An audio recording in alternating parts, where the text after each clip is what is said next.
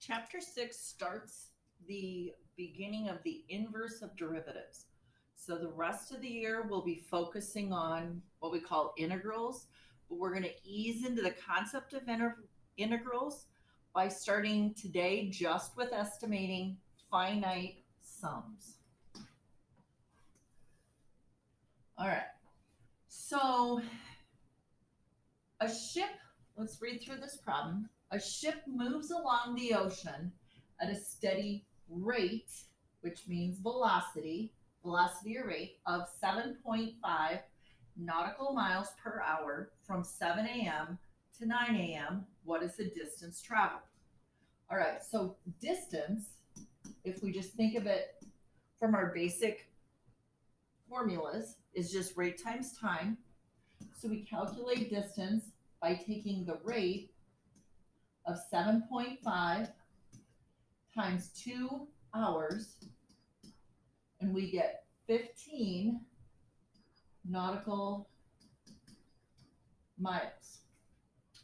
Now, let's think about this where this is from a formula perspective. Let's think about this from a graphical perspective. All right. I'm going to do a velocity graph, and it says a steady rate of 7.5. That's going to be my velocity. And I'm going to put a little break in the graph because I don't want to put 1 through 9 up here. So if the ship is moving at a steady rate of 7.5, we want to look at it from in between 7 and 9 hours. Now, thinking about what we did calculating our distance here, how is that represented on the graph itself? Well, if we look, this distance is 2, this distance is 7.5, 15 is generated by the area under the rate 7.5 in between the time of 2. So your distance traveled on a velocity graph is the area under the curve if you've got the velocity graph drawn. Now, that's really important. You must be looking at the velocity graph, and then you must have the x-axis must be in time. So if that was a steady rate, could we still calculate the distance traveled if the velocity varies over the time? Because think about it, your velocity is never a constant speed unless you're starting in the middle of something. So your velocity will speed up, slow down, it's constantly varying. But the distance will always be from time A to time B, will always be represented by the area under the curve of the velocity. Okay, so how could we figure this out? That's what we're going to move into. All right, so first let's consider the snowfall. Consider a snowstorm that starts at 3 a.m. Notice they put the little break in the graph here. Over the first 2 hours. So the first 2 hours would be from 3 to 5. The rate increases from 0 to 1.2. Here's our 1.2. At 5, it gets to 1.2. So it steadily increases until 5 for the next 3 hours. So that would be from 5 to 8. So I'm going to come up here. It falls at that steady rate of 1.2. Okay. And at 8, it begins to taper off, decreasing at a steady rate until it ends at 10:30. All right, so here's 10, here's 11, so tapering off at a steady rate to 10:30. Okay, find the total amount of snow that falls. So, first of all, we look at the graph.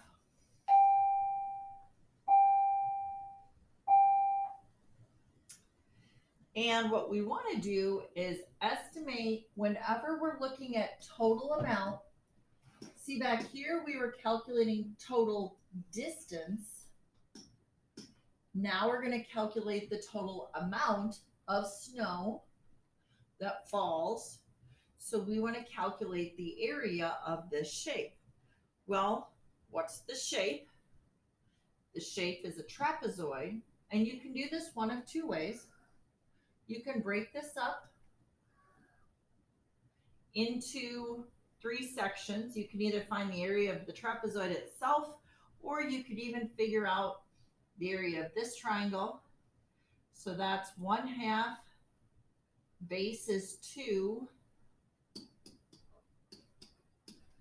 times height is 1.2, so that's going to be 1.2. Then this is a rectangle from 5 to 8, that's 3 hours times 1.2, so that's 3.6.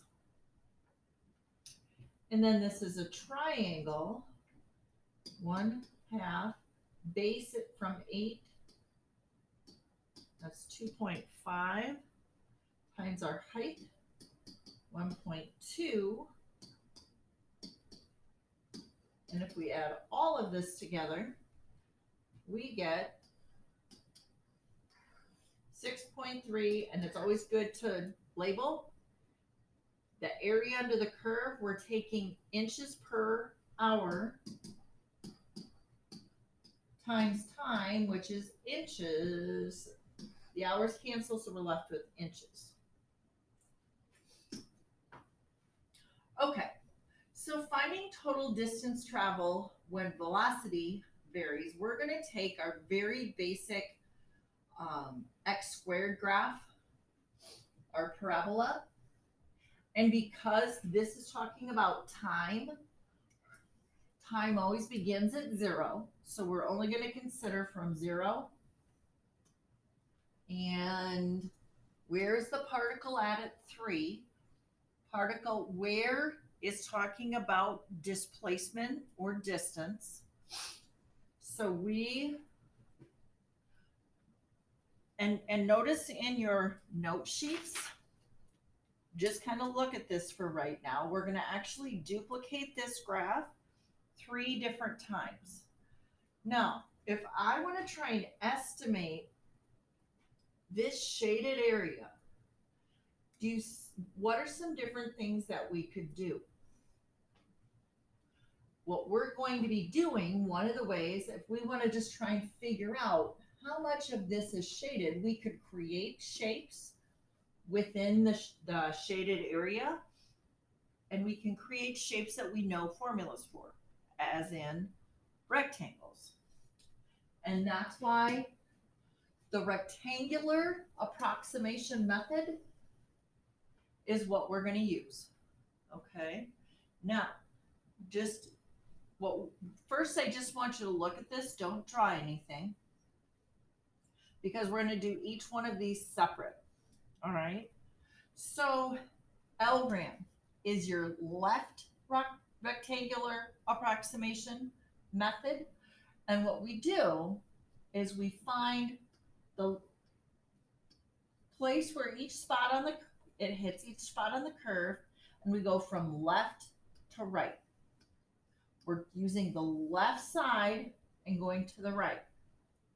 And we're going to find straight up where the middle hits the curve, and then we're going to drop half above, half below,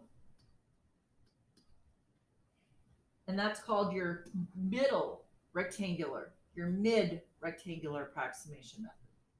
And finally, R is for your right. So L is for left, M is for mid, and R is for right. They will specifically ask for different things, so pay attention. The right, notice each of these, what we're doing is finding where the values along the x-axis, where it hits the curve. We start with where it hits the curve.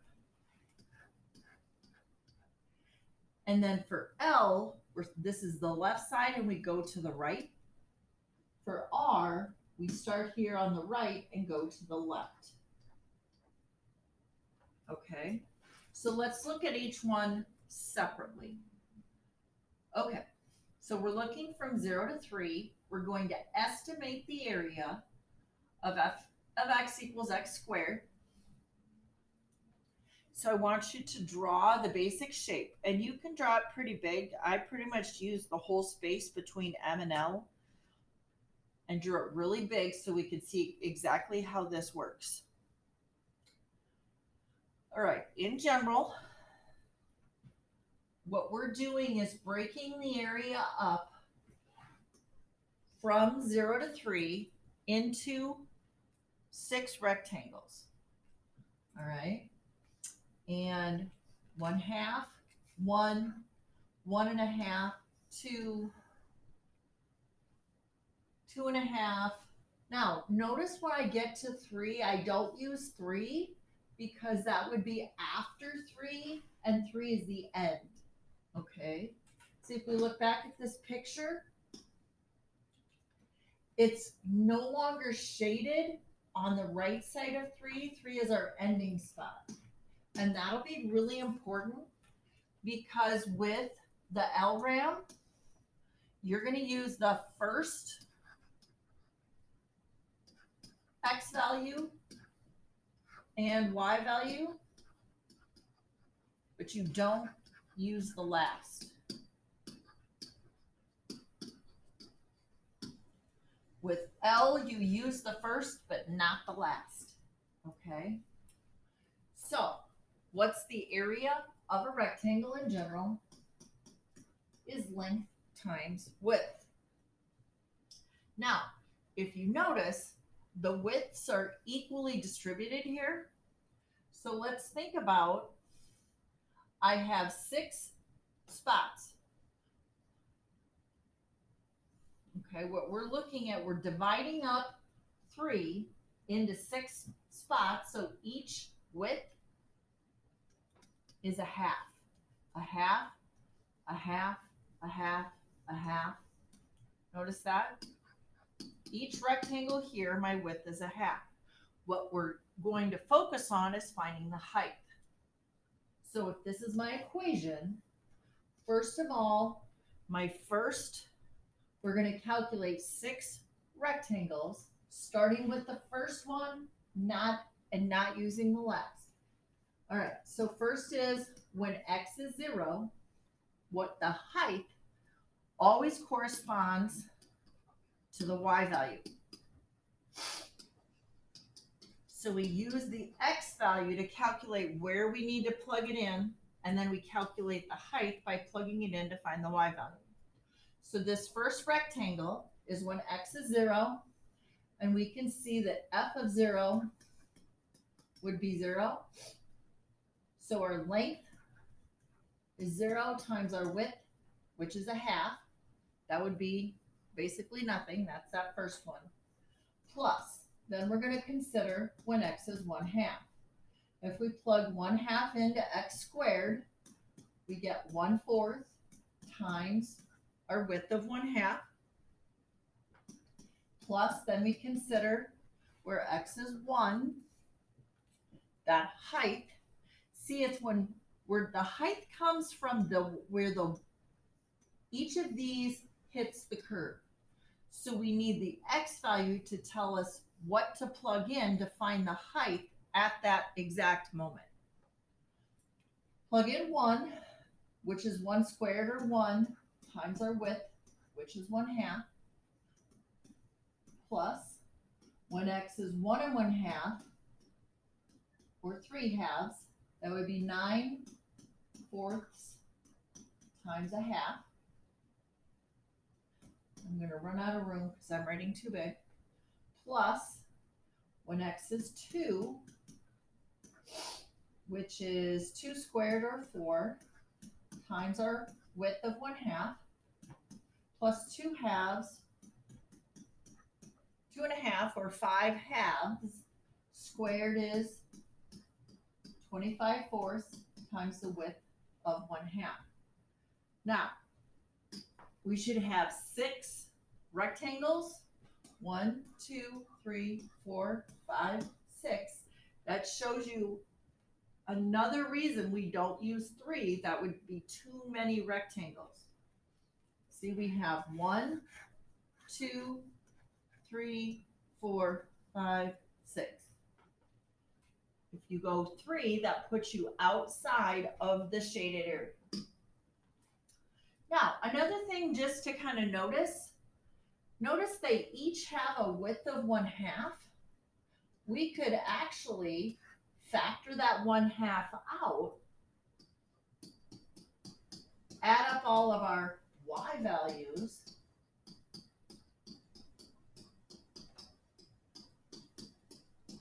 the math would be a whole lot easier because that's going to be 10 35/4. So that's 5 35/4 or 20 55/4.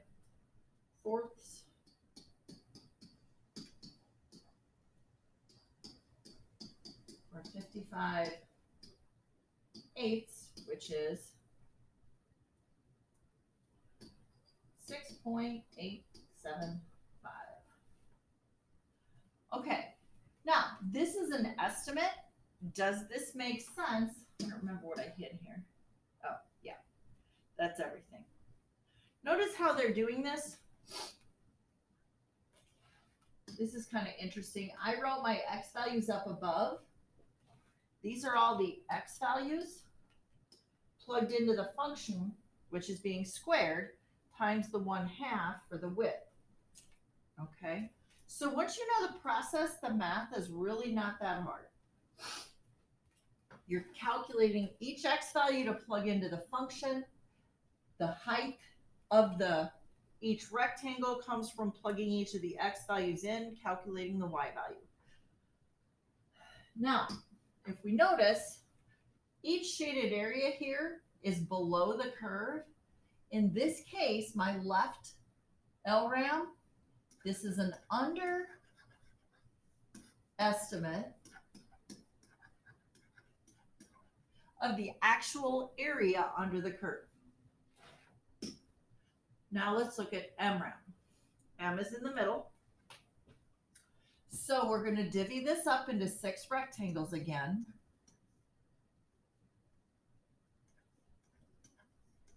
So we're going up by 1/2.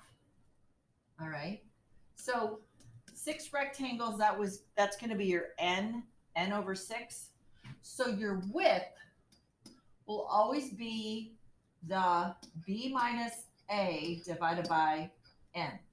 So our interval from 0 to 3, our interval goes from a to b, so we can calculate this width by 3 minus 0 divided by 6 sub intervals.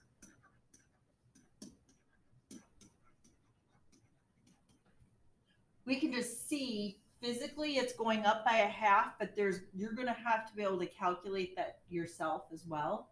So you're just subtracting the interval, dividing by how many sub intervals there will be. And that's really how we get our width of 1/2. So if we divvy up our interval from 0 to 3 into our 6 sub intervals, what we want to do is figure out where do each of these sub intervals hit the curve. Now, keep in mind, M means mid.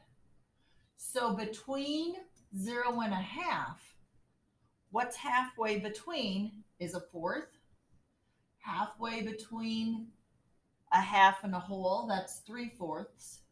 Halfway between 1 1/2, that's 1 1/4. Notice the height is coming from the middle of each sub interval. So halfway between each sub interval, where does that hit the curve? Now, one common mistake people make with the mid ram, the width itself is still a half. This is our width. We're finding our height by the middle of that full interval, but each width is still 1/2. All right, so we're still using f of x equals x squared. So we want to figure out the height when x is a fourth. This is the mid interval between that first 0 1/2. So that's 1/4 squared times the width of a half, plus our next mid subinterval is between a half and a whole, which is when x is 3/4. So we take our x value squared, we're plugging each of the x values into the equation, times its width of 1/2, because it's a constant width of a half, plus our next subinterval between 1 and 1 1/2 is 1 1/4, which is 5/4, squared because we plug that in to find its height, times the width. Then we consider the next one between 1 1/2 and 2 is 1 3/4, which is 7/4. Plugging it in, we get 7/4 squared times a half. Then we go between 2 and 2 1/2. So that's going to be 2 1/4. 2 1/4. Okay, 9/4. See, it kind of helps if you think of it as a mixed number and then just convert it in your mind. Squared. And our last subinterval between 2 1/2 and 3 is 2 3/4, which is 11/4 squared times a half. Plug all that in math, and you get your m ram total to be not 8.9375. Now, if you notice this estimate, we have a little bit above and a little bit below, a little bit above, a little bit below. Each of these, so this is just a little bit more accurate, but notice we still have 1 rectangle, 2 rectangles, 3 rectangles, 4, 5, 6. We still have 6 subintervals, 6 rectangles that we're finding the area to. This is a little more close to the exact value because we have a little bit above and a little bit below. Finally, let's draw the third one. So draw this under your R-ram. Still breaking it into 6 sub intervals. All right. And we're going to figure where each of these hit the curve.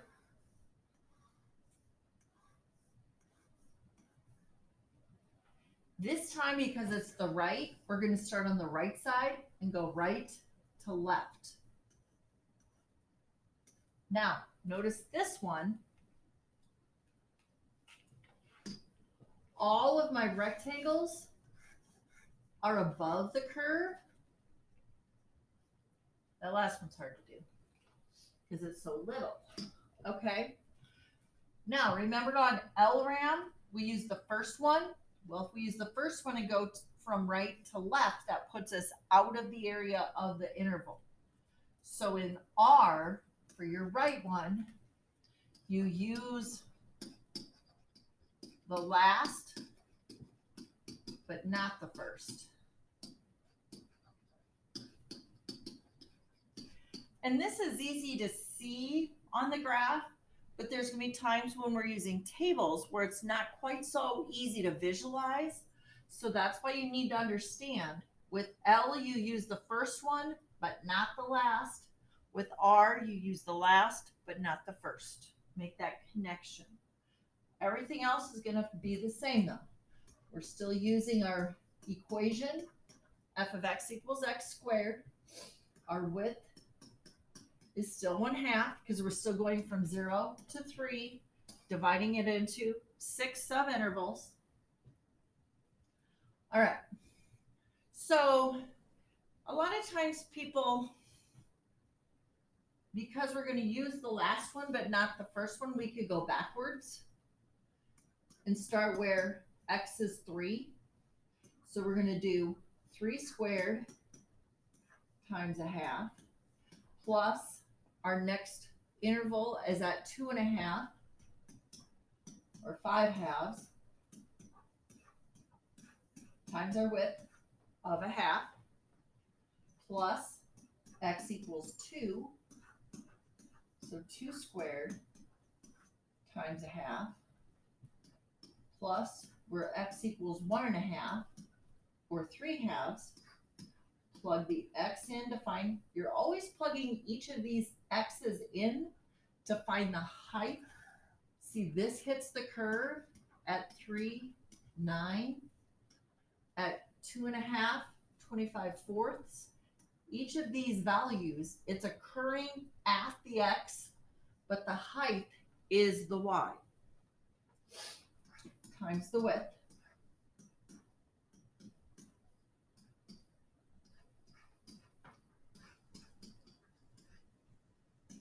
Finally, our last one we're going to use is x equals 1/2. See, that's really hard to see because it looks like there's nothing there. But that's because my height is 1/2 squared, or 1/4. And if you do all the math, square it, add it all up, you get 11.375. Notice these are all above the curve, so we're going to call this an over estimate. Okay, so this isn't horrible to do by hand, but what could we do to get a more accurate estimate? Would it make sense, instead of 6 subintervals, we could double that? We could make 12 subintervals. What if we doubled that? Notice that each time we make more subintervals, we're going to have less area above or below the curve. And there's actually a way to do that on the graphing calculators. And you can change the number of subintervals. All right. This shows you the estimate for L, if n is 6, 12, so forth, if it's M, and if it's R. And notice the bigger that you create n, what value is the final area approaching? The actual true area under the curve for x squared from 0 to 3, the exact value is 9. So it shows you how increasing your subintervals gives you a more accurate answer. But we don't want to create all of these subintervals. So that's what we're going to lead into with the integral. But we're going to stick with this for right now. This is just showing another example. Okay, so just like we can estimate area, we can also estimate volume.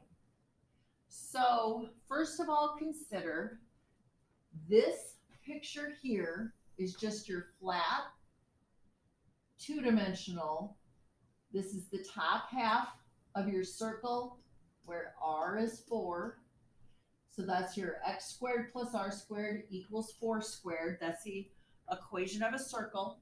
But just the top half of it is going to be the positive value. So notice if this is radius 4, I'm going to superimpose this here. This is where the radius is 4 in the sphere. But if we look at this picture, here is where it's 4 here. If I create more circles, notice how I'm going to make the sphere smaller. I'm going to slice my sphere up and make chunks of it.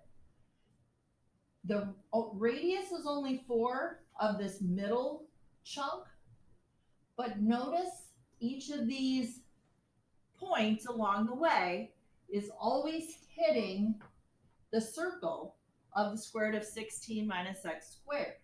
What that means is each of my radii in these cylinders, the radius is always hitting the square root of 16 minus x squared. So if we can use rectangles to estimate the area under the curve in two-dimensional, so we use rectangles for two-dimensional, doesn't it make sense that if we slice three-dimensionals, each of these shapes will be a cylinder? So we're going to use the volume of cylinders to estimate the volume of a sphere. Okay, so what's the volume of a cylinder? Is pi r squared h, and this is going to be kind of nice because the radius is the square root. What are we doing with the radius each time? We're squaring it. Okay, so what makes this one just slightly ugly is they're using the midpoints. These are the midpoint intervals. So that one's slightly ugly. And we're going, okay, if we slice this up, if we look at this picture, how many different pictures are, how many cylinders are there? 1, 2, 3, 4, 5, 6, 7, 8. There are 8 cylinders.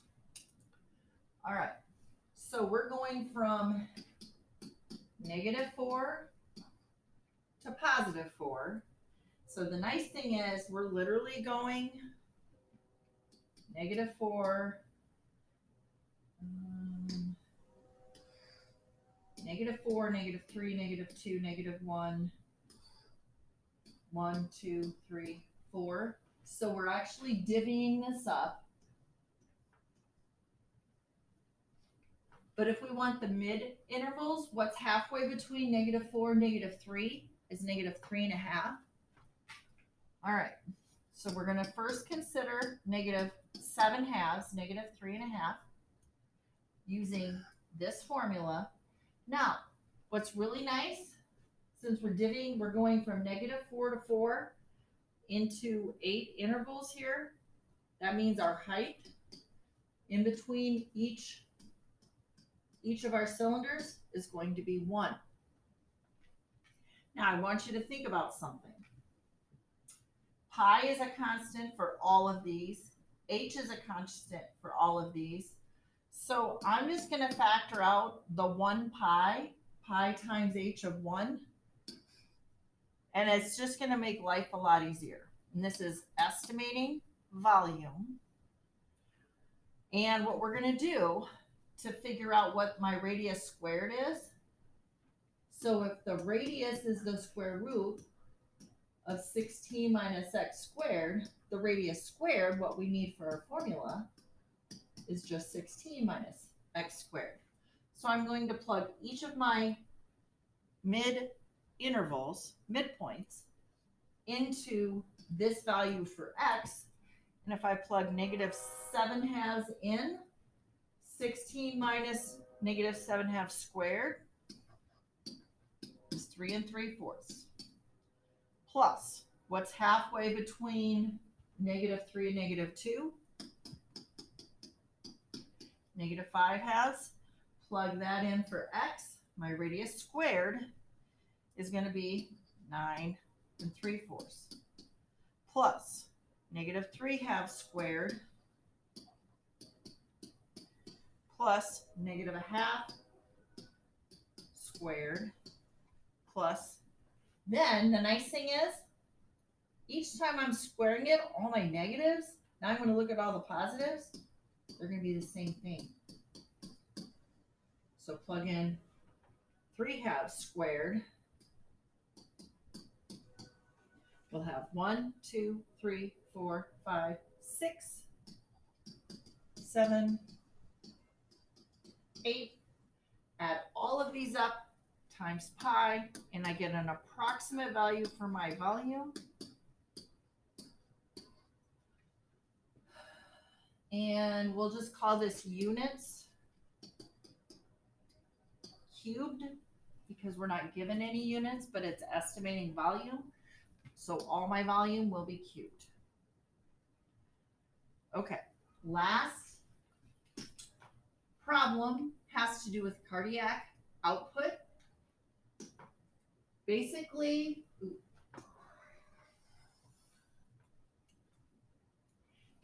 this is just using a table. And what we're going to look at, notice this curve using cardiac input. Basically, what I want you to get out of this is how to interpret a table. So we're going to do, and you're going to really have to kind of cram this in. We're going to do LRAM, RRAM, and MRAM. We're going to do all three. So we're just going to kind of squish it at the bottom. All right. So I want you to think about, for LRAM, first of all, what is the width of each rectangle? Now, basically, you're looking for the change in your x or your time in this case. Your change in x or change in t, that's really your width every time. So notice how it's constant all the way down here. 2, 2, 2, 2, 2, 2. Anytime it's constant, because we have so many numbers here, it's just going to be a whole lot easier to just factor that 2 out instead of taking 2 times each of the y values. Okay, so what did we decide? When you are doing L, we're going to use the first, but not the last. So we're going to take our first y value, our second, we're going to add all of the y values up. I'm not going to write them all down. Add all of these y values up times 2. And I get 55.1. Now, if L, you use the first y but not the last, what does R, if you remember, R uses the last but not the first. You know what's really nice about this one? Notice what's the first and what's the last y value? They are the same. So we're not going to start with 0, but we'll end with 0. So do you notice our width is still 2? We're going to start with 3.8. use all these in between, but instead of ending with 0.09, we end with 0. It's going to be the same because our first y value and our last y value are the same. LRAM and RRAM are also the same. Now, so that's just, it ends up being, but M is the important one here. MRAM typically is going to give us our most accurate one, but this is really important. We can only use the actual y values in our table. We can't find the middle y value. What we have to do here, let me erase this. We're going to use all of our y values, but this is what we're going to do.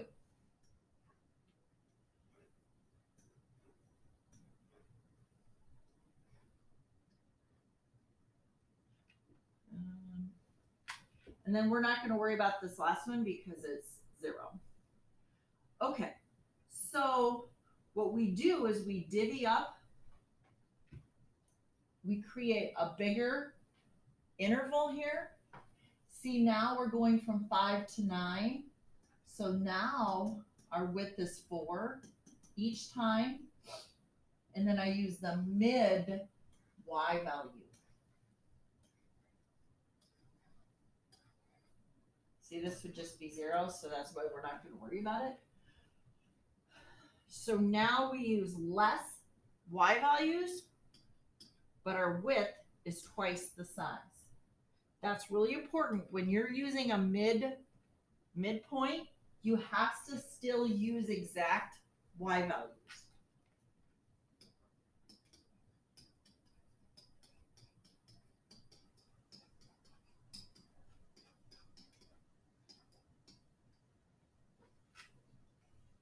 I think this is 0.36.